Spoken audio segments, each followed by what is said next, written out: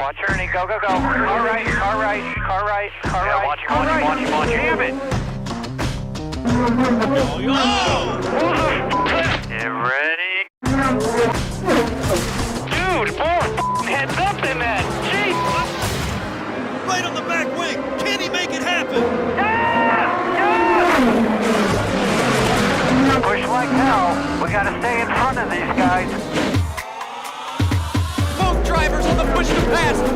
Contact in the pit lane. All right, sexy. Let that eagle fly. What do I do? What happened?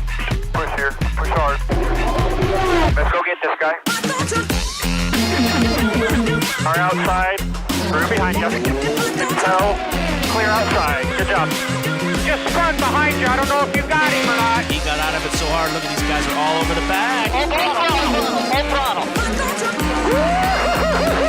IndyCar. In and out lap. What's next? Come and get the checkers, big boy. Oh, baby, that was good. Hit me. Inside, outside. 2017 Verizon IndyCar Series. See what's next.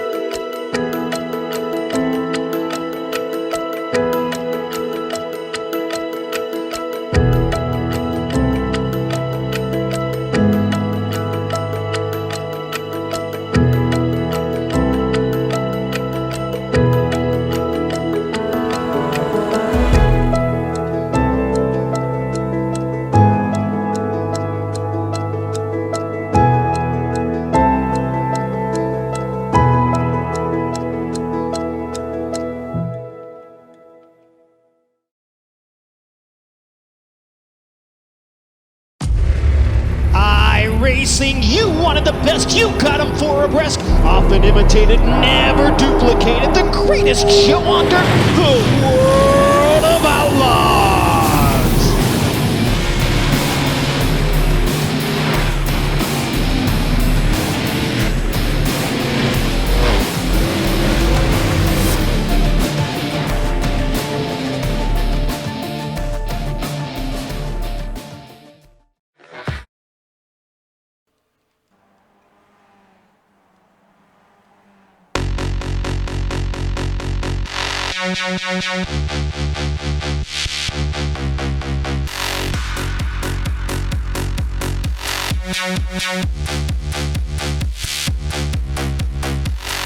Welcome to Oran Park and welcome to round number 7 of the Skip Barber 2K World Cup. Wilmington and Jakesbury qualifying starts in about 30 seconds time here. And well, we are in the Lounge Down Under and a track that no longer exists here, Jake. Yes, we are. Oran Park will forever live in the memory of all sim drivers as things stands. And well, with 5 minutes of qualifying and a figure 8 circuit, one of only 2 you could argue on the road side of racing, it's going to be one race that you certainly cannot afford to miss. Yeah, we've got ourselves a nice grid of drivers, 39 of them here ready to take on qualifications. And that's interesting because this is a small track, so we don't often talk about lap traffic here in the 2K World Cup, but today it may well prove to be a big factor. Yes, it certainly may do, especially with a lap time which is only at 75 seconds and under. It is so quick around here, especially for a skippy. It's only 2.6 kilometers long, Will, so it means that we're going to have high density, and also we're going to have ourselves maybe a chance at a different winner than usual due to the nature of this circuit. 75 degrees, air temperature, 45% race relative humidity. Look at that wind speed though, 24 kilometers an hour. Yes, it is absolutely dusting here today, Will, and that is going to be a massive difference for these drivers. It's a very open field that we have, and especially when they're coming over Yokohama Bridge, they are going to be feeling the wind just dart straight on through the bridge section, and that is going to be pushing the draft in different ways. Side drafting may become a crucial factor here today. Yep, let's start going on board the drivers in a moment's time. Qualifying is underway. Drivers are just doing that out lap. It's a 5-minute qualifying session here today, Jake. So, more pressure on drivers to get it right first time. Exactly, and there is a lot of pressure on all these drivers trying to make sure that they one thing correct over the other, and there has been team changes one from another, and the big one is Oran today, Will, because he's left Positive Sim Racing and has gone to Evolution Racing Team, a signal of intent. Not too much positive about that, really, is there? One word, I'm joking. I'm sorry, I had to do so. Let's have a look, though. And we've been talking about curbs quite a lot in our previous broadcast, actually, at Sonoma. But again, you've got those kind of very high curbs here at Oran Park, and they can play havoc with drivers' handling ability.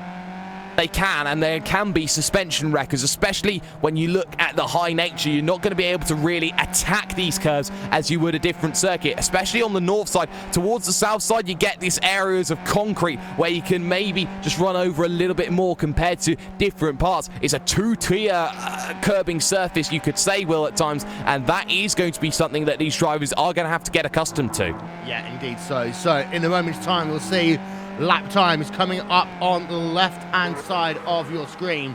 There's a lot of drivers out here today, all of them looking to try and make an impact. There is Oran new colours for him as he leaves Positive Sim Racing and heads himself to the Evolution Racing Team. Brian Duell, first driver past the line. Oran to the top of the timing stands. Then Michael Fielder, where's he come from?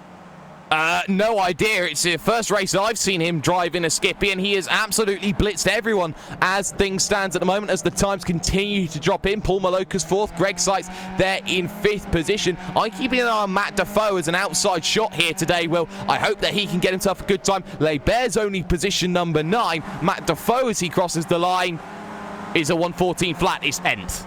Yeah, and the times will literally do what you just saw on your screen there. So there is Michael Fielder on your second lap right now. Let's have a look at the speed for him. Works himself underneath the figure 8s here. In through 6, now into turn number 7. Turn number 8 is what comes up next at left-hander. Turn number 9, 90-degree left-hander.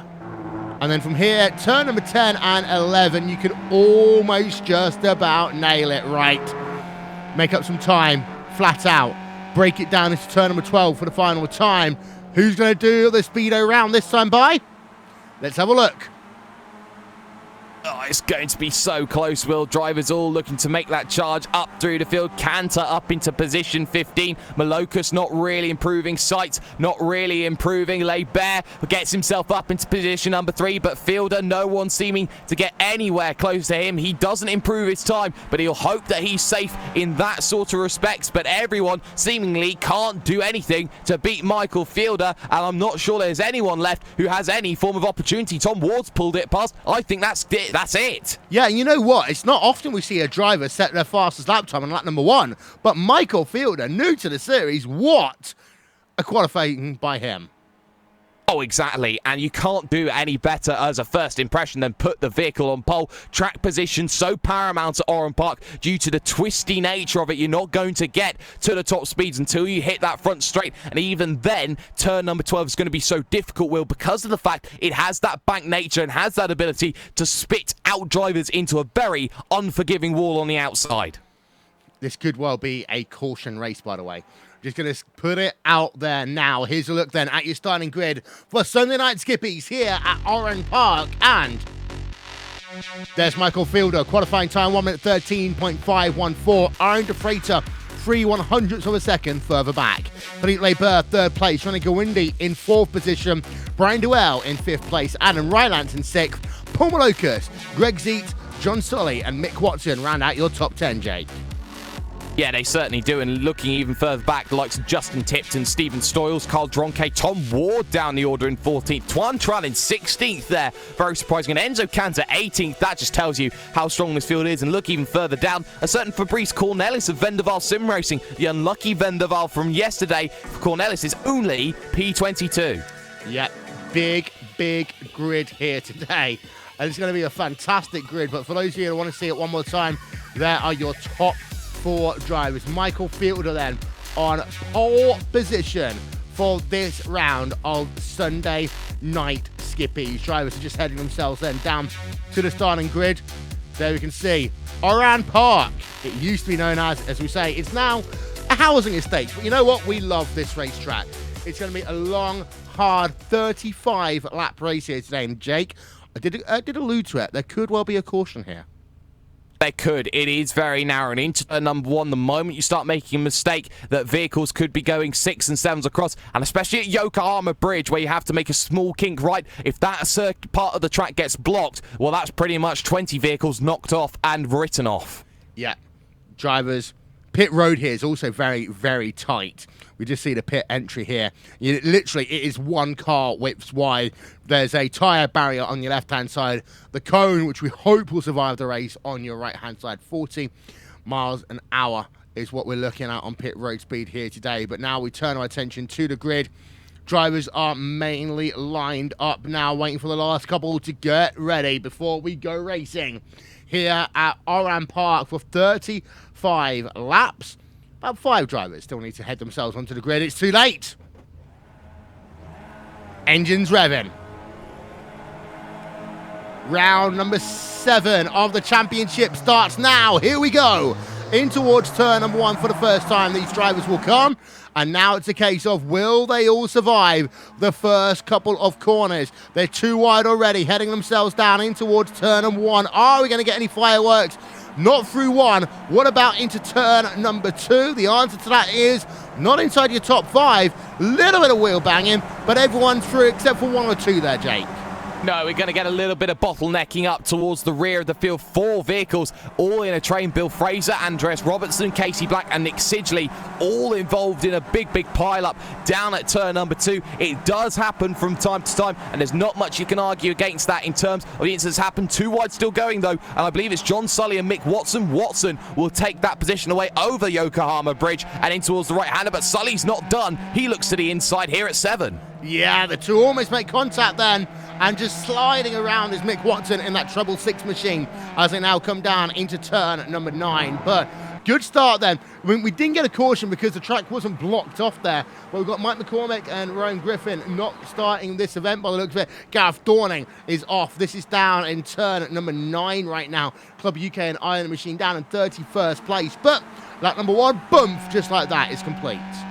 Yes, and all this battling still going on. We are going to see many moves down in towards that first corner, turn number 1 at the front of the field. It's trying to be a 2-car breakaway between De Freitas and Fiedler, and looking at deep down on the inside lane. Bear gets all shades of sideways like an octopus trying to do brain surgery. He now manages to hold it just about together. Here comes Johnny Gwindi, his teammate, down to the inside. Defensive line taken. Yeah. You know what? I really want to see an octopus now doing some form of brain surgery. But here we are. Philippe Leber on the outside line. The 2 stay together. Philippe Leber making a little bit of contact there. Falls down into 4th place. Falls down into 5th place because there is the driver of Brian Duell with the inside line.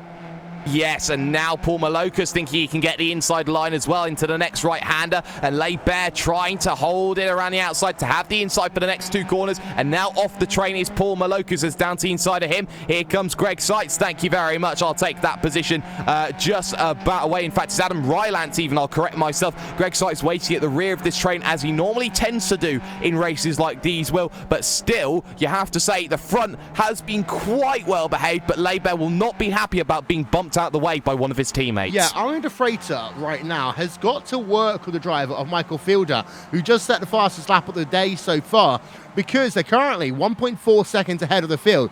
The draft is gone. If these 2 can just work together for the next 10 laps or so, you're in a situation where we've just had a crash. Yeah, we have just had a crash, Will. I haven't worked out where it is just yet, but we've had a pretty big crash. We'll try and find it out. We'll try and figure out where we're going. I know Barry Arrange is on pit road right now, so he's getting some repairs to his race car.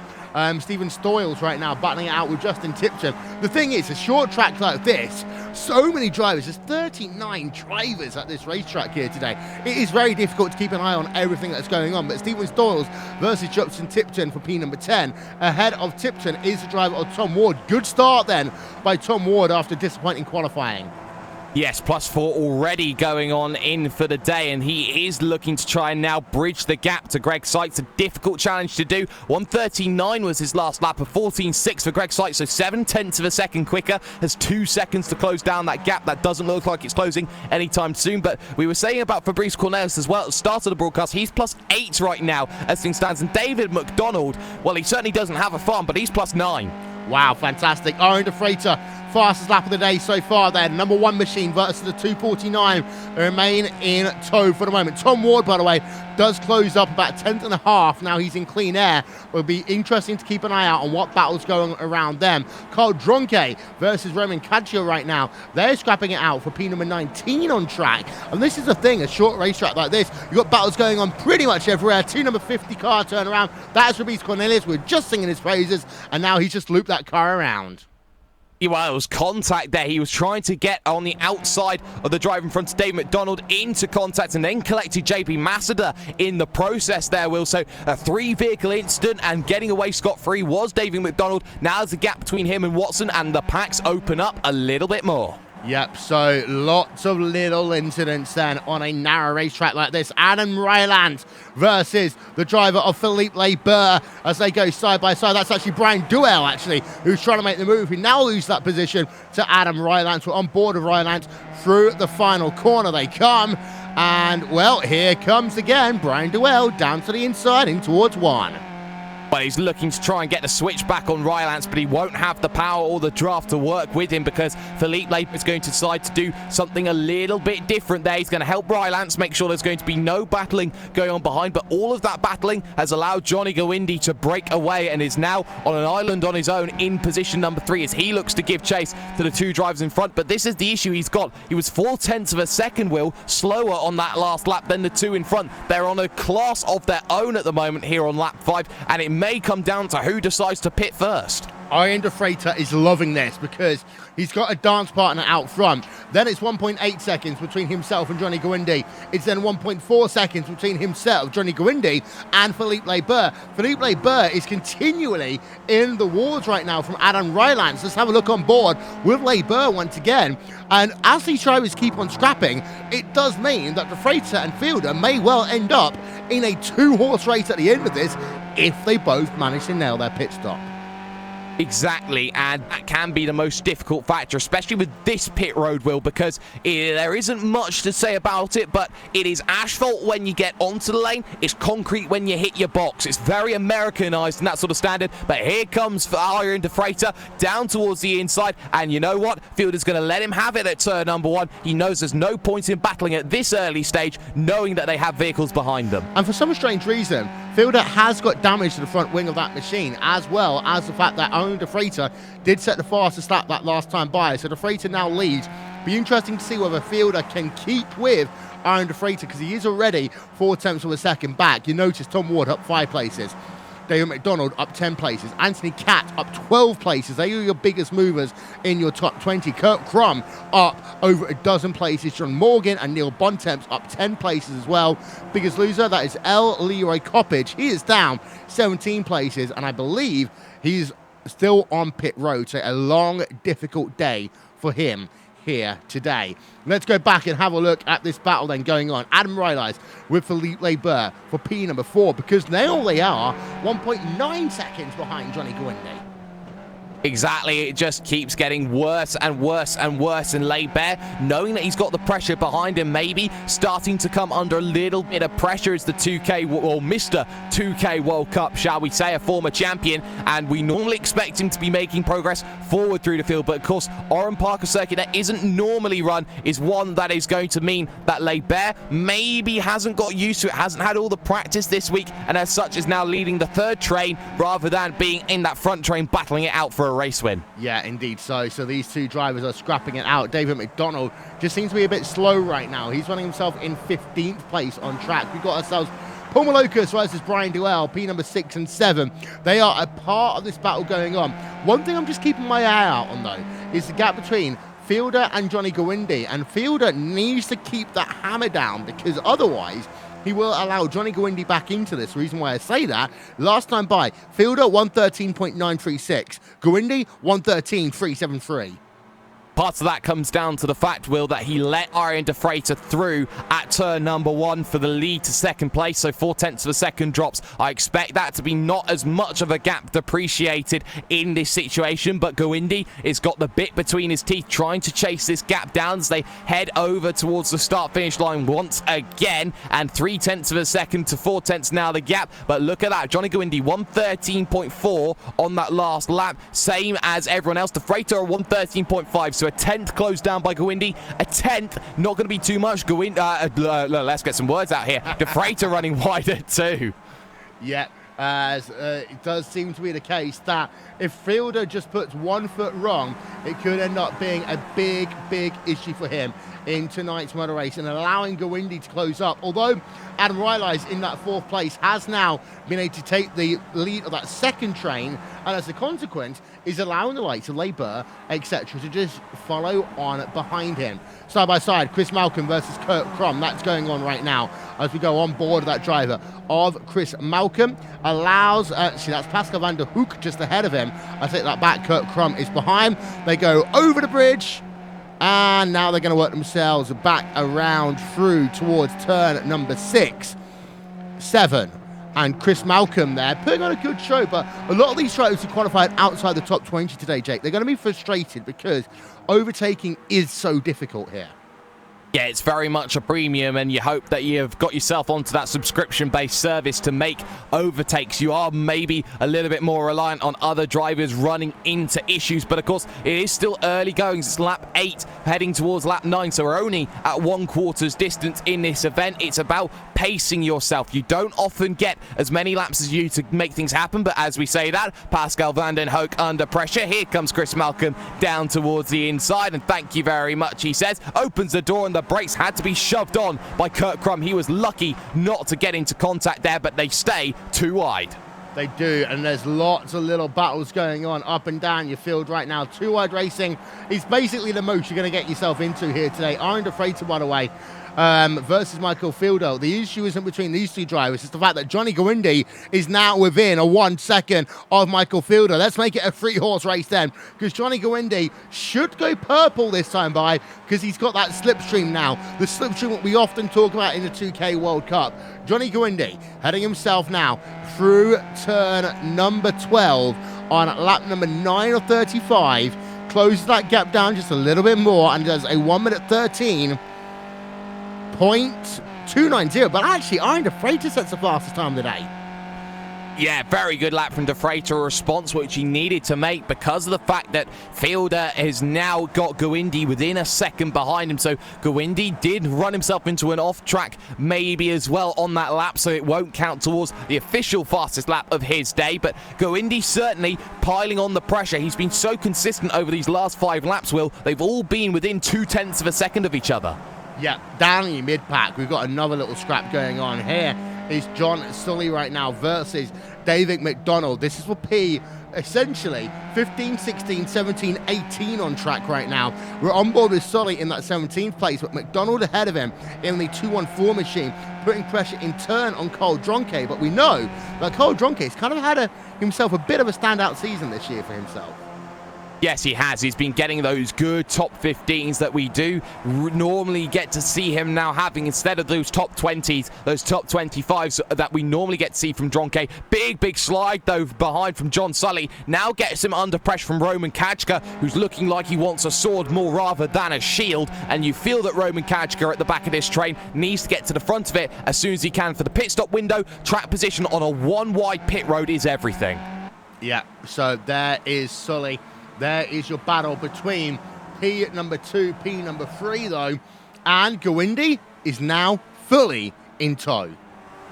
He certainly is, and it was a quicker lap from Fielder. Gowindi even quicker than that on a 1:13.209. Again, another little off track somewhere out on circuit. It won't count towards his quickest lap of the day. De Freitas only a 1:13.5 though on that last lap, so has allowed everyone to close in. And in a 3-car battle, Johnny Gowindi probably sits in the best place of them all because he can sit and wait for an incident to happen. And the biggest loser of the day, El Leroy Coppage, officially out.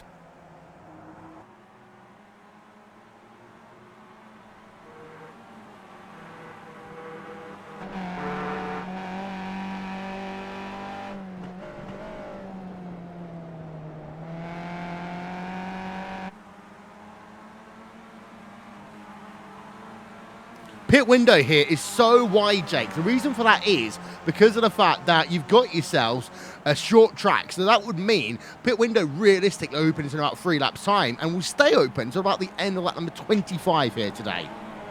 Yes, and drivers will want to go as late as they possibly can on that pit window for the sole reason of you spend the least amount of time down on pit road. They put in similar amounts of fuel, so when you put in that fuel does not really matter because they're not changing tyres. You're not going to get any tyre benefit out of it. It's about how much time you can save on the lane. It's a little bit different to racing, so De Freitas probably won't go in until Fielder and Gawindi have gone in, but at the same point, you can't stay out too long. You miss your window by a lap, and that's it. You are toast. Yeah, Matt Defoe, just checking in on him then on the number 183 machine versus Stephen Stalls right now. And Turan actually has had himself a bit of a recovery. Qualified, I think he said 16th place here, Jake. Currently working himself in the 13th position. But I think there's a little bit of trying to find a way to slip through these drivers. And Turan is struggling because of how hard it is to overtake. Yeah, everyone's got slipstream, one in front of the other, It's basically the great equalizer as things stands at the moment as traffic gets out of the way of the leading 3 in the form of Bill Fraser. But that's the thing. It's about how you work your way through this traffic when you've got no real way of making overtakes. Tran needs to work on that element of the game. He hasn't been the most impressive on the overtaking front. So then, we're on to lap number 13 of 35 here in Skip Barber 2K World Cup. Oran Freighter does still lead. Michael Fielder in second place. Johnny Gawindi did set the purple lap that last time by. Drivers out of this event. Fabrice Cornelius, we saw the incident with him earlier on. JB Maceda, L. Leroy Coppage. 2 non-starters by the looks of it. Mike McCormick and also Rowan Griffin. But we have still got little battles going on through your field. One like this, for example. Anthony Catt, I was going to say, was very close to the rear of Andrew Leach, but actually just had himself a bit of a slide, and that would cost him a couple of tenths of a second. This is the Justin Tipton, Stephen Stalls, Matt Defoe, Turan battle we've had going on in your field. But let's go back then to Philippe Leibert. Leibert down into P number 5 right now, behind Adam Rylais. These guys are not catching your leading trio. No, they're not, and that's very crucial. Rylance doing 113.5s, Leibert chomping at the bit behind a 113.4, but they have to work together against the leaders, and now there's going to be a change for the lead, actually. Here comes Michael Fielder to the inside, 3 wide, they thought about it. Gawindi, though, will still have the inside, heading towards turn number 2, try and get position number 2 away, and De Freitas very easily bumped off side by side. That's cost them 0.4 of a second alone through that corner, and that has been the big place where time has been lost into the right-hander. Fielder, you've got to run. Yeah, and the thing is, they got to remember every time they do this, it will cost them at least half a second to the guys behind. So they don't want to do it too often. As side by side, it was between the number 18 machine of Gawindi versus Oran De Freitas. De Freitas did end up then with the advantage out of that situation as they worked themselves under the bridge and then got themselves side by side in towards turn number 3. But for Fielder, you're right. He has now got to put that hammer down. I'm starting to sound like the pit crew for Lewis Hamilton, but you know what I mean. Because Gawindi versus De Freitas, if they go at it in the next lap, then it will give Fielder the chance to maybe put away. Yes, it may give that opportunity. So now Oran De Freitas, who is the reigning champion, who has the number 1 on his machine, now has to work out whether it is worth getting yourself in a situation where you are following in tow, or whether it's worth on this next lap diving down onto pit road, making that stop, hoping that you can just put in some great qualifying times on your own and get yourself out and away. He was 0.7 of a second slower on that last lap compared to Fielder, who made that overtake, but look at how that gap closed up on the brakes in towards turn number 1. The draft's so important, and this second train will be there to gobble up anybody who makes a mistake at the front. Yeah, let's have a look at the lap gaps. You noticed last time by Leibert was faster for the first time in a while over Johnny Gawindi, but only by 0.2 of a second. The issue is, though, if these drivers end up going side by side for more than 2 or 3 corners, then they will lose about a second and a half. That's the thing that's in the back of these guys' minds. Do they want to go for the race win, or do they want to have a battle? And it does sound boring in some ways to talk about the fact, oh, they're just going to remain in tow. But that's why you win motor races in the Skip Barber 2K World Cup. It is, and it's very much a series that is very good at learning how you make moves. And I'd say any driver looking for any way to develop their driving skills, come through here and you will get the biggest test that you will have in sim racing. There's a reason why drivers like Richard Avery, Sebastian Job, you could argue Oran de Freitas right now looking to get himself up into bigger things. Bear drops down to pit road, but that's the thing that you need to talk about here today though, Will. It's about drivers who have learned throughout all of this series some great overtaking skills and driving skills which they have been translated to at the higher levels of sim racing. Philippe Leber then on towards pit road. You got Johnny Gwindi on pit road as well. Now this is interesting in terms of what would happen if these two come out close together. Here is Philippe Leber in towards his pit stall. We'll keep an eye out on both of them. Gwindi should be, in theory, the first driver out of pit road. As we keep an eye out then, two teammates. Out comes Johnny Gwindi. Philippe Leber will come out behind. 13.2 seconds there for Gwindi. 12.7 seconds stop for Philippe Leber. Half a second then on the stop will be very beneficial for Leber, who came in from effectively the front of the train, and they come out in relative nowhereness, so they will not have the draft down towards turn number 1, but with clean air they'll be able to work without any pressures whatsoever. Is there any covering from Fielder or from the driver of Oran de Freitas as they look towards pit road? There looks like there may be a cover. There is. Fielder covers Gwindi. Yeah, and you kind of almost expected that then. In towards pit road does come the driver of Michael Fielder on towards pit road. He's led laps here today. This does leave Oran de Freitas out all by himself, but we did see the speed of Oran de Freitas. He is able to hold his own here today, but for Fielder, he needs to make sure that he matches the pit stop time of that driver of Johnny Gwindi. He did a 13.2 second pit stop, 44 seconds total on the lane. So here is Fielder then, getting some repairs done to his front wing. That will cost him a couple of seconds. Let's keep an eye out. As you say, 13.2 is what we wanted from him. And it's going to be a bit longer, 14.1 out and away. So Gwindi should in theory go past Michael Fielder, back out onto track then. But where is Johnny Gwindi? The answer is, there's Johnny Gwindi. There's a lot of traffic around here as well. Gwindi down to the inside of Fielder, manages to make that move stick. Oh, that's brilliant from Johnny Gwindi, but it's not over. Heading towards 3 and getting yourself onto the brakes. Traffic gets out of the way, but Fielder down on the inside, feeling that he's got to make this battle, and all this costs time towards Oran de Freitas, the birthday boy at the front of the field. Again to the outside, tries the driver of Johnny Gwindi, but no Mexican sensation can ever make that one around the outside there, Will. Even Johnny Gwindi and all his talent is not going to make it happen at 4. Yeah, and that's the thing, though, for Oran de Freitas. Now he's probably just gained 1.5 seconds over these guys because of the fact that they were fighting. And this is the alternate option. If your name is Oran de Freitas and you know that these guys are going to be in traffic, let them do it. Let them carry on, because now he's got himself the opportunity of doing 1, maybe 2 laps, trying to work through some traffic of his own, but it's his pace. And then he'll come on towards pit road. I mean, we're just only halfway through this motor race now. Yeah, only just halfway, so the second half is about who's putting in the magic fuel numbers. Do you risk getting that extra little bit less of fuel to try and save and manage towards the end? Drivers like Paul Malocus, Brian Doyle, they are those drivers who really do work well on the low fuel numbers and the calculated strategy. For drivers like Adam Rylance, who is looking at Leber thinking, oh hello, I've got half an opportunity here to make something happen. You try and make that thing happen as quickly and as effectively as you possibly can. But right now, for de Freitas, he thought about coming in. There was a driver in front of him in the form of Nick Sidgley, so no, he didn't have to come in. As neither does second place or third place. They stay out to do another lap. Paul Malocus stays out as well. Greg Zeet stays out. You have got a driver on pit road. That is Stefan Stoyles' 160 car. Yeah, 160 down onto lane, and Stoyles has had one of those Stefan Stoyles runs, Will, where he doesn't make himself too pronounced, but he just finds a couple of positions and always in and around the end of the top 10, start of the top 20, and it's one of those things where Stoyles needs to try and have that breakout season, very similar to Tuan Tran in respects. And Stephen Stoyles, you know, he has been around for a while. He does know what's going on, and he needs to have that massive concerted push as Tuan Tran, speak of the devil, just behind him on pit road. Yeah, there is Tran there. Going to do his pit service.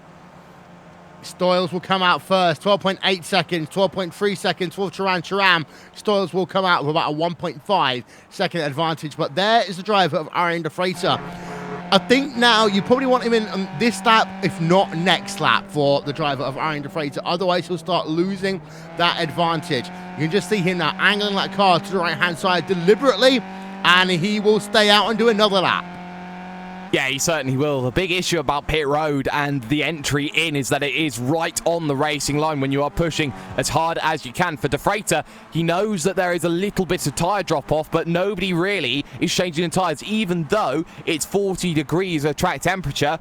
As I've said in the past, well, it's like having 4 Oreos on your vehicle. It's so chunky, you're not going to get through all the tyre tread. I'd almost call them 4 Oreo Thins. If you ever had Oreo Thins, and I feel sorry for you. Mick Watson, by the way, is on pit road, lap number 20 now of 35. So we are now past the halfway distance of this event. Matt Defoe is on pit road as well. John Sully, Roman Kudja, all on the lane. But we've got to pay attention for the moment to this battle going on. Adam Rylance, Brian Dewell, Paul Malocus, Greg Zeet, because we want to figure out where Philippe Leber will feed into this. Well, Leber was at the front of the train, and Rylance's last lap was a 1:13.7. Just looking actually at Mr. 2K World Cup in the number 2, he did a 1:14.1, so he was 0.4 of a second slower on that last lap compared to Adam Rylance, and that's really going to be hurting him if he's dropping time, because if there is that short stop, he drops behind every single driver in this train if he's not too careful. And Aaron De Freitas on towards pit road. Whoa, and also there, looking at pit road, Malocus trying to take all of the draft as everybody else except Malocus dives down onto the lane. Rylance, Dewell, Sites, they all decide that they want to go in, but De Freitas on pit road. It's time to see where the money's made. Yep, so let's keep an eye out then. Aaron De Freitas currently scored in second place because of the fact that Paul Malocus stays out on track, but you can just see the swarm of drivers on towards pit road. De Freitas should come out first. Cantor's made a pit stop. Comes out where he went in. De Freitas, 12.6 seconds. Out and away he goes. Brian Dewell should be the next driver out. In fact, look at the drivers coming out of pit road. 1, 2, 3, 4, 5 of them all coming out at the same time. And Leber goes through. Unbelievable. So Leber was doing enough here. The stops maybe weren't working in favour, but Rylance was the big loser in all of it. He's behind everybody else, and now he's got to do all the work to get back again. And look at Tom Ward here, Will, from nowhere in this group, has now gone onto the back of Rylance and now has a legitimate shot at maybe position number 4 overall in this race. Yeah, and there is Adam Rylance. The reason why he came up behind everyone else, 16.1 second pit stop for him. Yeah, that's a lot. Maybe he's maxed the fuel and sometimes hasn't told the mechanic in the pit stop to go, stop, stop, I don't need all the fuel in the world, Will. Yeah, indeed so. So there is Rylance. Just waiting now for Paul Malocus. He is on pit road. There he is right now. So he will come in, the final driver really to make a pit stop here today. Keep an eye out where he falls in around Aaron De Freitas, Johnny Guindy, Michael Fielder, Philippe Leber, et al. Worth noting, though, it is still a 3-horse race out front, because of the fact that Fielder, even though he's now at the rear of that train, is still 4.4 seconds ahead of Philippe Leber. Malocus falls down into 4th. Falls down into 4th. 5th. Loses 5th place right at the last moment there, but Malocus, good pit stop.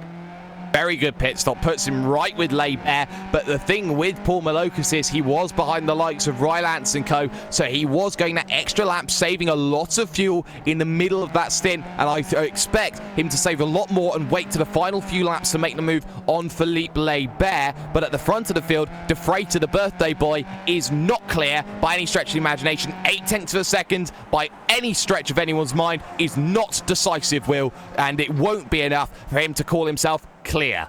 Indeed so.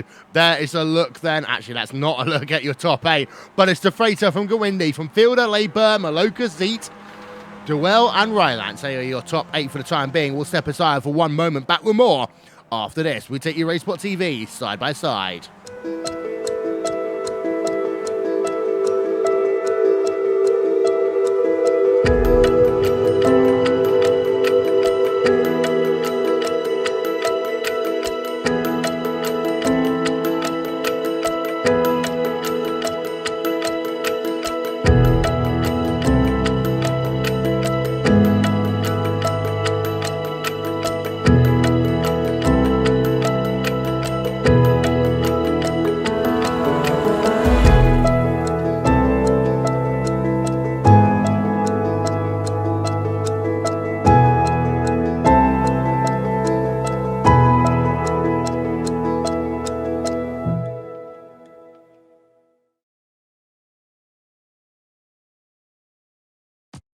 Watch Ernie, go, go, go. Car right, car right, car right, car right. Watch him, watch him, watch him, damn it.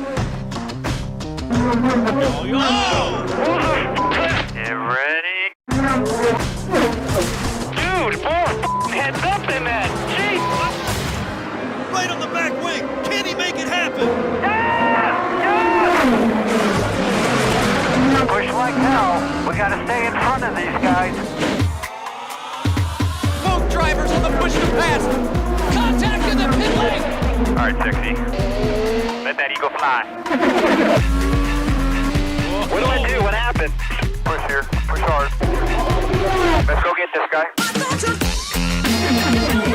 Car outside. Through behind you. Tell. Clear outside. Good job. Just spun behind you. I don't know if you got him or not. He got out of it so hard. Look at these guys are all over the back. Full throttle. IndyCar. The in and out lap. What's next? Come and get the checkers, big boy. Oh, baby, that was good. He hit me. Inside, inside, outside, inside, outside. 2017 Verizon IndyCar Series. See what's next. Welcome back, ladies and gentlemen, and don't forget, Monday night is all about skippies as well. Round out your week's worth of racing with the UK and Ireland Monday Night Skippies, presented by the Calm Zone, a male mental health charity. What we did just see on Racespot TV side by side, remember, you never miss a moment of Racespot TV side by side, is Johnny Gawindi doing a power move to the race lead. Yeah, it was a beautiful one into turn number 12, and that just proves the fact, Will, that at the final corner you can make those moves. You're not always going to have it decisive on the drag race to the line, and with just 11 laps to go, you would feel that Johnny Gawindi now has control of his destiny. He just needs to defend from De Freitas at a circuit where being first is a lot more easier than being third. One thing worth noting, the gap between third and fourth place is going up, but very, very slowly. It's only gone up by 2 tenths per second over the last 3 laps. Yes, but the point is, Lebert is not catching, and being the fact he's not catching, he is now out of a win for the or a battle for the podium, but more rather the best of those for a top 5, maybe even a top 10. And that's the thing, this group is starting to splinter because it's now a group of 3, arguably a group of 1 with Brian Dwell being dropped off the train, and then you've got Rylance and Ward fighting it out for 8th and 9th. It is basically as simple, Will, as saying, oh look, here's the group of 3, here's the group of what have you, but there's a lot of traffic out on circuit. Neil Bontum's just in front of the group of 4. Yeah, having a look at Michael Fielder there, he is now 4.7 seconds ahead of Philippe Lebert.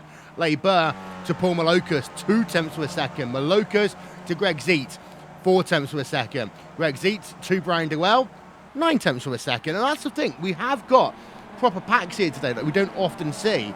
Often? But Tom Ward, currently in the 9th place. He kind of worked his way up through a few places earlier on, but now he's kind of hit a brick wall, so to say. Yes, he certainly had, and British Pathway Will Vincent there joining us for just half a second there. But, you know, this is the thing. If you can make positions, then by all means go off and make positions. But for Tom Ward, it's about trying to get yourself good qualifying as well. You can win as many races as you like in the practice, but when you get to the 2K World Cup, track position is always key, and P14 I don't think ever has managed to constitute a race victory, if that only from the reverse grid races. Or somewhere like Sonoma or somewhere like Watkins Glen where maybe it could happen, but definitely not a track like Oran Park because qualifying is so important. For example, tracks like Summit Point as well, you know, yes, there's overtaking, but if you're not in the front pack at the start, you're never going to be in the chance to win a race. Exactly, and for drivers who are looking to try and work out what it is I need to do to be good, 1 lap pace sometimes can be everything, but at the same point, 1 lap pace is good, race pace needs to be better. Talk about John Sully, who qualified 9th, he's now down in 17th, and a driver who had a really good qualifying needs to work on his race pace to make sure that he's a better driver and is consistently challenging for those top 10s. Yeah, on board with John Sully in the number 173 machine. The thing is, I was just on board with him. He's taking like 4 stabs into the corner, so you can clearly tell it's a handling issue for him. Yes, so for John Sully, if there's not a good balance in that vehicle, it's going to be unsettling him. It's going to give him a lot of doubt when he's driving. And with vehicles in front of him like Andrew Leach, he wants to be driving consistently time after time. Yes, he closed 0.6 of a second on that last lap, but no, he's not done so being very effective in the way that he is driving. He's got to be a lot more calm. He's got to be a lot more consistent. And if he gets that consistency value up, he won't be pinging around those times from one time to the next. Kurt Crum tries to move to the outside then of a driver of Chris Malcolm, I believe. Just pushes very wide in turn number 1. Gets some dirt on those tyres, falls back a couple of places. In fact, it was Chris Malcolm, and Anthony Catt was able to move past as a consequence. And that is down in P at number 19, 20, 21 on track. You still got battles going on, even at the rear of your field. And let's talk about Carl Dronke for a moment. Miserable day for him all of a sudden. Yes, and fighting along with Enzo Cantor, another driver with a miserable day here, the Thrustmaster Movano man. So Enzo Cantor has been pretty much a shell of his former self this season, just been absolutely nowhere. Had a few penalties he had to serve at the start of the season, but from this mid part of the season where you'd expect Cantor to really kick on and show what sort of pace he's had, he's been absolutely nowhere, and he's a minute off the pace, whereas you'd see him maybe a year ago actually fighting for race victories. Yeah, you know what I think about when I hear Enzo Cantor's name? Go on. SWAFT.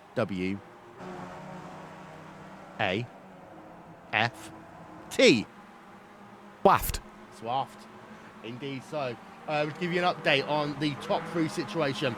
Gwindi still leads from De Freitas. De Freitas still leads from Fielder. Fielder still 4.7 seconds ahead of Felipe Berg. They're getting into that position where they could almost start fighting. I would say you leave it till about lap number 32, and then you've got yourself enough of a gap. But there's lap traffic, and that will come into play here as well. A lap time here, 1 minute 13 is what Johnny Gwindi just did. There are a lot of drivers who are potentially going to be lapped here.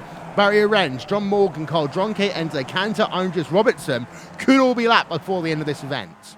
They could, and for those leading 3, they've got to negotiate that very, very astutely. You almost have to play the Max Verstappen role from time to time at Monaco, where you've got to follow your driver religiously to the back of the diffuser, shall you say, and then hope that you get yourself an opportunity to make those overtakes. And well, for the driver of Oran De Freitas, he is sitting there, he is waiting, he is wasting the fuel of Johnny Gwindi, hoping that the early stop was one that didn't work out in his favour. And for De Freitas, he knew that with that second gap, waiting a little bit more on the fuel to be a little bit more secure, Andreas Robertson just in front. They want to catch him at a very opportune time. For the driver of De Freitas and Fiedler, they want it in the twisties. You look at the driver of Johnny Gwindi, he wants it on that long front straight. Yeah, and in fact, you might not get him on the long front straight away here, but he might just end up nabbing him down at turn number 2 as Oran De Freitas pulls to the outside then in towards turn number 1. He's looking to try and think about just breaking the draft for the moment because he doesn't quite want to go for the race lead. That allowed Fielder to close back up. Then De Freitas looked himself down to the inside. Couldn't do anything just yet. There'll be 5 laps to go at the line here. Paul Malocas versus Felipe Berg. Again close, but no cigar.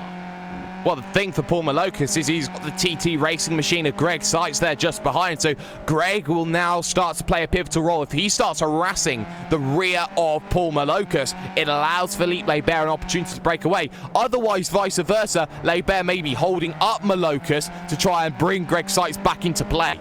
Yeah, and Zeitz has currently scored about 5 tenths of a second behind behind Paul Malocas even. So it is a 3-horse battle, although you bring Zeitz back into play, you bring Duell back into play as well. And if you bring Duell back into play, well, you end up in a very interesting situation of 2 teammates on 2 teams. Yes, like Montagues and Capulets, you'll have an all-out war, Will. That's what I would see from these drivers. But Brian Duell has been struggling on this second and a half pace, so has got to try and find a different way to get himself back to the group site. Setting up the run then out to the final corner. Wasn't all convincing getting down onto the apex into the corner, but out of the corner gets a semi-decent run, but won't be able to close down on Paul Malocas and Felipe Berg. Small look, though, from De Freitas down to the inside with 5 laps to go. And no is the opportunity at the moment, but it is forthcoming. He is making inroads. Yeah, and the gap's up to 5 seconds now, so you're going to argue that now there's enough of a gap between these 2 drivers, three drivers, to your second pack that they can start going at it. But they'll wait, and maybe until 2 laps to go to really make that a certainty. Tom Ward, by the way, versus Adam Rylance is going on. This is for P number 8 on track. Tom Ward, his last 3 laps have been equal to that of Adam Rylance, and Rylance really has faded since pit stops. He has, and that is a big difficulty that Rylance is going to have. Maybe his vehicle's a little bit heavier than it was at the beginning of the race, and as such, he's been wearing out the tyres too much. Remember, track conditions are 40 degrees. It is hot around here today, Will, so because it has that hot factor about it, maybe these tyres are going off a little bit quicker than what they would do at any other circuit, and that is something that everyone has to try and keep in mind when they are trying to nurse their vehicles home at the end. And look at the leading 3, all hard to the left-hand side. Oh yes, it's now time to play defense. Look at this though. There's a thought of going for the race lead there by 1, 2, 3 of them in towards turn number 1. Oh, we got a bit of a spin there. That's Oran de Freitas versus Michael Fielder. Fielder will have the inside line in towards turn number 3 right now. And all this is going to do is allow Johnny Gawindi to put away if they carried on battling. I think there that de Freitas realised that. Johnny's first win of the season, first win in the 2K World Cup came at Bathurst. What is it with Johnny Gawindi and Australian tracks which gives him an opportunity to win? I have not seen Johnny Gawindi look this good in a race since Bathurst, and that was an endurance race. But now Fielder and de Freitas fighting together. Remember, this is Fielder's first race. He's not got anything to prove. Gawindi's looking at maybe some secure points in the championship. De Freitas leads his championship. He can't afford any mistakes. And look at Fielder, a little bit wide, which will compromise the run through 10 and 11 and to 12. That gap is looking towards a second. So here we are then. It's 1.1 seconds now between P1 and P2 with 3 laps to go. Here comes Oran de Freitas. Will he try and make the move on Michael Fielder? You've got to argue he's going to have to do so now. He's going to have to think about, I want to go for the race lead by leading this duo rather than being in second place, but he's not quite close enough then as they head through turn number 1 and turn number 2 once again. Don't forget, ladies and gentlemen, we are 3 weeks away from iRacing bringing you world's fastest gamer. It's the McLaren Formula 1 cars, 4 races, and the chance to go to Woking to get yourself a job of a lifetime. So join myself, Will Vincent, Jake Sperry, and Paul Smith for that one, and we are really looking forward to that. Yeah, we certainly are, and there is no better opportunity in sim racing than going to McLaren, making something happen, being a test driver for a year, and actually make a contribution in sim racing. I've had a look at Leibert. He's lost the position to Malocas down to turn 2. He ran way too deep, locked up all 4 tyres as he tried to slow the machine down, and he's got to do it the hard way now, behind the driver of Malocas. Yeah, and Oran de Freitas just did an opportunistic move of his own there, moved himself back up into second place, but here's the issue. With 2 laps to go, he is 1.5 seconds behind Johnny Gawindi. So now it'll be a case of what can Oran de Freitas do with just 3 and a bit miles of racing to go? Not much, I wouldn't have thought. Gawindi's got the afterburners on. That's a 1:13.3 last lap that he's put in, just a 10th off of his fastest of the event. De Freitas responds with a 1:13.6, so he lost 3/10 even while making that move. But there's heavy traffic for Johnny Gawindi to deal with. He has to get past Cantor and Dronke and Captain Morgan in front of him. So now it's a case of traffic for Gawindi in all the wrong places. Yes, it is. Let's go on board of him for the moment then. On board of Johnny Gawindi, there's 1, 2, 3 cars just ahead of him. And this is what we talk about. It's the Road Atlanta syndrome here with a lap and a quarter to go. Yeah, it is with a lap and a quarter, and you feel with Road Atlanta syndrome that you get yourself a Petit Le Mans in just a few weeks' time as well. So keep an eye on that one in the future. But look at Gawindi now having to deal with this traffic in front. He's caught it at the opportune moment as they round the final corner, and that will be front straight traffic to negotiate for Fielder. He's not got anything really to argue with against De Freitas. De Freitas extending that gap slightly, but it's P4 backwards. Malocas playing the defense role. 1.6 seconds, though, is the gap between Johnny Gawindi and Oran de Freitas. He will have his crew chief saying that in his ear. 1.7 seconds, the gap, and they spin just ahead of him. Wow, how on earth do you get away with that, Johnny Gawindi? He said, keep going over the radio. I don't want to catch you here at the end of the straight, and he's paid the price for it. Now there's a chance that Gawindi has just saved a life. although the gap is still 1.2 seconds between Gawindi and Oran de Freitas. So Gawindi there slowed that car down, negotiated the spin perfectly. Oran de Freitas gained half a second, but half a second is not going to be enough. The white flag is out. One more lap to go. Johnny Gawindi then now just half a lap away from winning his first race in a while in the Skip Barber 2K World Cup. Johnny Gawindi, we go on board of him as he negotiates through turn number 10, turn number 11 and into turn number 12 for the final time, and it will be Johnny Gawindi who comes out the final corner to win here in what has been an action-packed race at Oran Park. Oran de Freitas will claim second place, Michael Fielder first time out in third, Malokas in fourth, Greg Seats rounds out your top five, and Leiber, it's a run to the line, and I believe that Leiber versus Brian Duell, Leiber just got that one. Yes, he did. What a brilliant fight that was between those four, and the battle still continued towards the end. Twan Tran versus Mick Watson, and I think Mick Watson is going to steal that one away. What a brilliant action-packed worth of racing that we've had, and we still got more. Anthony Catt versus Kurt Crum against Nick Sidgley, who's lapped traffic here getting out of the way. That's going to affect this battle towards the end, and they all stack up, Will, as they make their run towards the line, but Catt can't get any of it. Good run from Crum out of the corner. Good defense. Yeah, indeed. So let's give you a look. What has been a fantastic race here, especially that last lap here at Oran Park. Here are your final race results.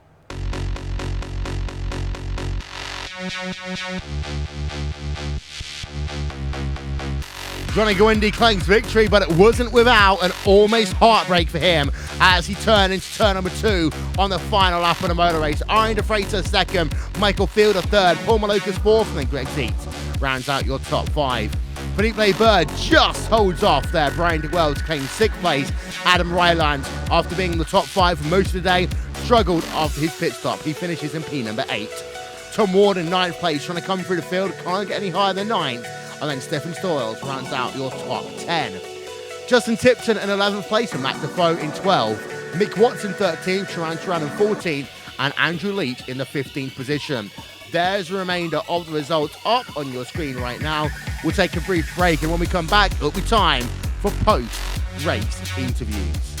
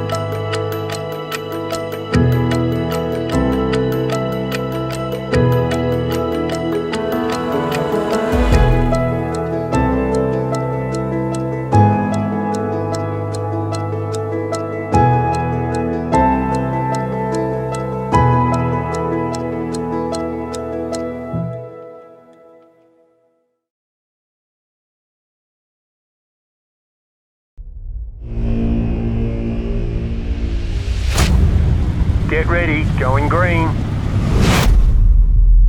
Green, green, green.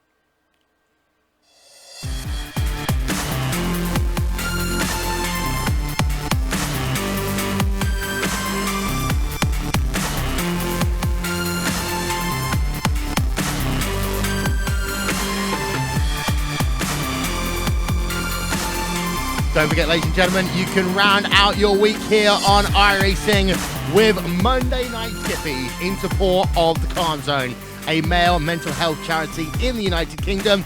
Join the Rachel Whiteford, Linus Braunstrom and Connery Maddock team as they bring you Monday Night Skippies each and every week. We are back here, though, on Sunday Night Skippies. This is prime time.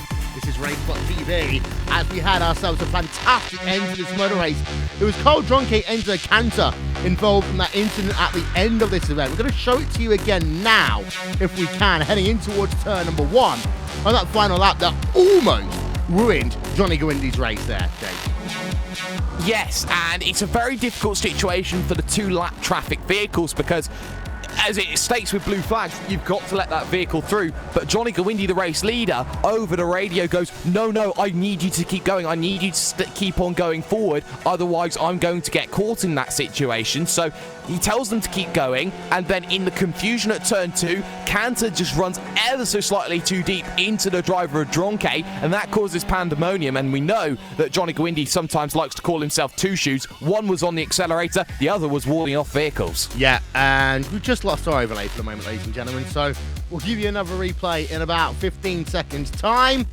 But in the meanwhile, I mean, again, Oran DeFreitas did a good job here today. Like, this was the Johnny Gwindy show at the end.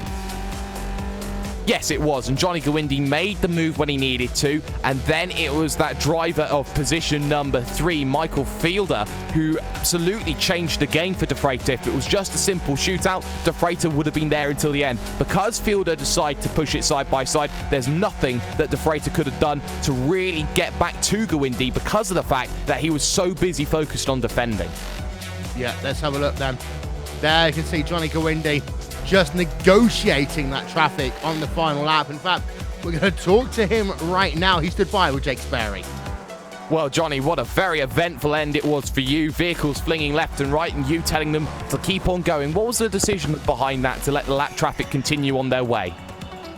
Well, I thought that, they were fighting for position and there was quite a gap from me to Arjen, so might as well have their fun and fight for position the last few minutes of the race, but I obviously didn't think that would happen, so it was a little bit scary, but luckily nothing happened. Nothing happened in the early stages, but you were the first man to dive down onto pit road, so making the early stop work today. You had the driver behind you of Michael Fielder cover you off, so you had a dance partner to work with from there towards the end, but with DeFreitas staying out there for a multitude of laps, was it difficult knowing that you had Fielder battling with you through the mid part of the event? Yeah, fortunately he did let me through after, I think the lap after his out lap, he did let me through. Going into the first corner, he let me have the inside. Otherwise, I'm not sure we would have caught Arjen immediately. Maybe we could have caught him, but definitely not immediately. But yeah, apart from that, it worked out, but it was a little bit nerve-wracking not knowing where I would come out in respect to Arjen, simply because the laps I was out alone after my pit stop weren't the best, so I was losing a little bit of time, but luckily it was enough. Well, one thing that we can understand from Johnny Gwindy is he does love to win a good Australian race, so it must be something in the soil somewhere there. But Lime Rock in 2 weeks' time, 2 questions. 1, Lime Rock's back to basics, how do you think you handle it? And 2, what is it with you in Australian tracks? I don't know, I just like, Phillip Island I'm not great at, but Bathurst and Oran I think I'm alright. Well, at Bathurst I'm good, here I'm alright. But I don't know, I think it's the ups and downs, the camber changes. It's not a flat, straightforward European track. It's more of a flowing up and down American track, more or less, which I tend to enjoy a little bit more. And Lime Rock Park, personally, I hate it. It's my least favorite track by far. And I'm not terribly slow there, but I still don't enjoy it. So hopefully, if I do show up, I'll at least get a good result. Cloudier skies ahead for Johnny Gwindy, but before we let you go, shout out sponsors. Who do you need to thank then for your victory here today? Well, definitely TT Racing. We actually had a bunch of good. I think we had all of the team racing today except for Vinny. which was nice to have. So it was 5 guys fighting it out. It's really nice, and they're a great bunch of guys. We're helping each other get quicker and quicker each day. So it's definitely something that's helped this season, and I hope we'll keep on helping the next seasons. Well, hopefully it will. Johnny Gowindi then joining us from TT Racing. A race victory yet again at an Australian circuit. Will, I believe you found Mr. 2K World Cup himself. Yeah, but the issue is now I want to have a burger. Thanks for saying 5 guys, Johnny. Thank you so much. Philippe Leber coming home in second place here today. Philippe, second place. That's not right at all. Our timing and scoring is completely off. Let's start this again. Hi, Philippe. How was your race? Not as I would like it to be. Not second place, was it? No, it was 6th, and well, it should have been 4th or 5th, but it went south when Johnny and I got into a little misunderstanding on the second lap, and then I had some damage, and I had trouble following. So in the end, that I couldn't do any better than this. I didn't have the pace to fight for a victory, so I'm pretty happy with it. You've had some ups, you've had some downs this season. In 2 weeks' time, we head ourselves over to Lime Rock Park. It's a track that I've seen you do fantastically at before, but also it's another narrow racetrack. How will that impact on your approach to the event? You mean Bathurst? Yes. Next week? Yeah, sorry. I had to think a little bit. Yeah, it's a dangerous track. I think half of the people won't finish, so it's just a matter of avoiding the walls. And Johnny is simply unbeatable at Bathurst, so I'm pretty sure he'll win by with a 10-second margin over second place. So I'll just try to survive the race. That's it. Well, before we let you go, who do you want to give a shout out to then here today from what has been a kind of up and down day for you, Philippe? Well, I want to wish Arjan a happy birthday. It's his birthday today. Getting to that, okay? Oh, well, yeah, well, I want to be first. So, and I also want to mention the disaster in Texas. This is that we have this hurricane here this weekend, and I want to, well, wish everyone the best and hope they are safe and survive this historic flood, because it's terrible. Yeah, I'm going to echo those statements, of course. Everyone in Texas, stay safe. And don't forget that there's more to life than sim racing. So if you get told to get out, get out. And hope everyone over there is okay. Philippe Leber then coming home here today in not the best position that he would have wanted. We're going to talk to Oran de Freitas in a moment's time. But first of all, Paul Maloka stood by with Jake Sparrow. Well, Paul, a day which did work out in your favour in some respects, the number 4 finishing in 4th position, but as we normally expect with Paul Malokas, you were going longer on the field than anybody else today. Yeah, it's so hard to pass and very dangerous in a big group like that. So once we sort of settled down after the first couple laps of Argy-Bargy, I just settled down and try and save fuel as much as I can and try to jump as many as I could in the pits. So it worked out pretty well.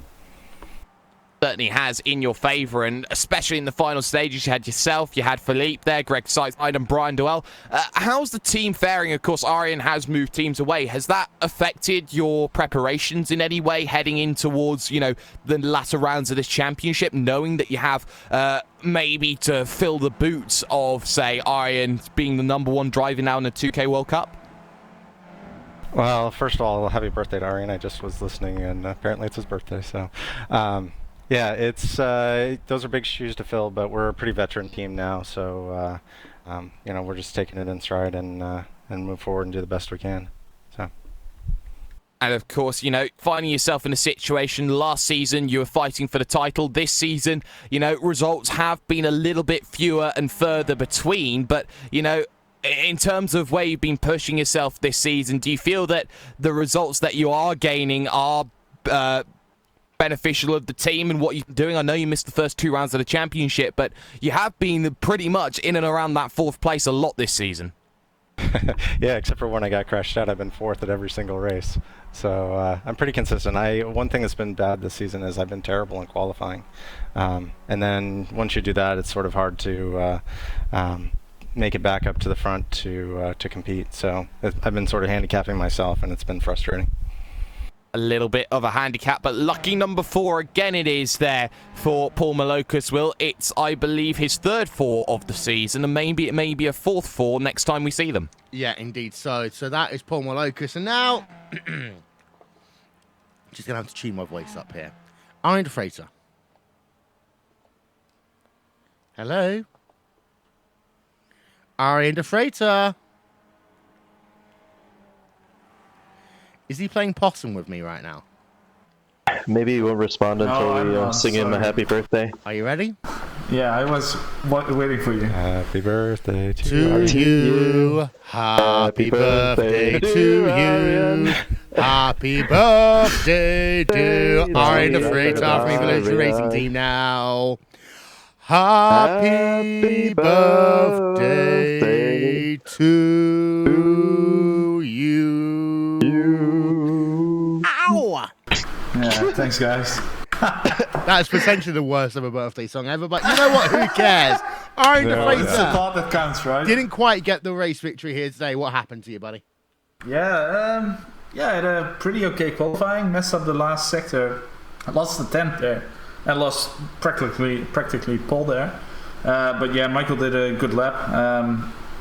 So after that, at some point I gained to first position, I think, and then they pitted early.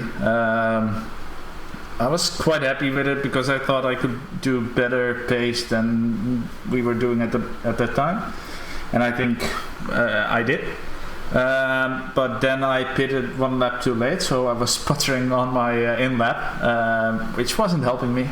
And then I fueled, and then I had to fuel save again. So I was pretty happy Johnny passed me. But then Michael made it too wide with like 4 laps to go. So that was basically my chance for a victory. But all in all, I mean, it's good for the championship. I'm doing pretty good, pretty solid. I'm basically Norbert. With Norbert out, I don't know what Sepp is gonna do. I only have Greg and Philippe to worry about, so we'll see. We'll see indeed. Who do you want to give a shout out to on your birthday here today? Oh, obviously, thanks to everybody here for the birthday wishes, obviously. Special thanks to Paul and PSR. They've been pushing me for the last year and a half a lot. And a shout out to my new team, Evolution Racing Team. And a bit of a thanks to Jake for setting that kind of up. Don't forget Logical. Logitech even. Logitech. I was saying, yeah, we have Logitech as a sponsor here, obviously. Thank you, Logitech. No, it's... So yeah, that's basically it. There we are. Oran de Freitas then here today. That's pretty much all we got time for, Jake. Yes, it is. It's been fantastic racing from minute 1 to minute last again, and all throughout the race of this weekend. And thank goodness that I've done 5 broadcasts over the course of 28 hours. I think I want to rest. Don't worry, we've got more. No, I'm joking. Don't forget, tomorrow night, ladies and gentlemen, join Rachel, Linus, and Connery for Monday Night Skippies to round out your racing week here on RaceSpot TV and on iRacing Live. And in 3 weeks' time, we'll have just completed the first round of World's Fastest Gamer here on iRacing Live. So don't forget, that is coming very, very soon. So, that's all from Skip Barber 2K World Cup here tonight, here from Oran Park. That guy has been Jake Sperry. I'm Will Vincent. We will talk to you all next time. Goodbye.